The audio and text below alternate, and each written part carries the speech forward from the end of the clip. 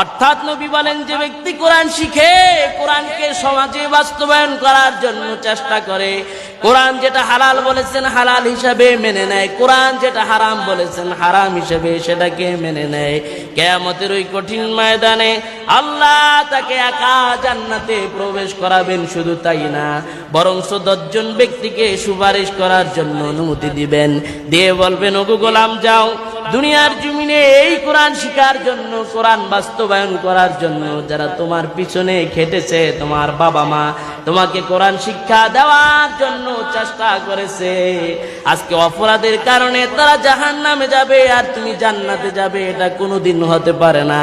আমি আল্লাহ 10 জনের ব্যাপারে সুপারিশ করার জন্য অনুমতি দিলাম। যাদেরকে তুমি জান্নাতে নিতে চাও তালিকা করে আমি রবের নিকট তুমি জমা দাও, তোমার এই সুপারিশ করা অনুযায়ী যাদের ব্যাপারে জাহান্নাম অবধারিত, এমন 10 জন ব্যক্তিকে জান্নাতে যাওয়ার অনুমতি দিয়ে দিব। সুবহানাল্লাহ।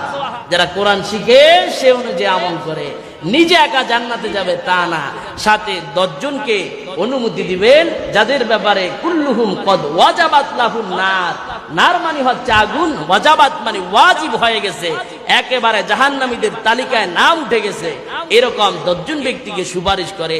চাইলে আপনি সেদিন আল্লাহর জান্নাতে নিয়ে যেতে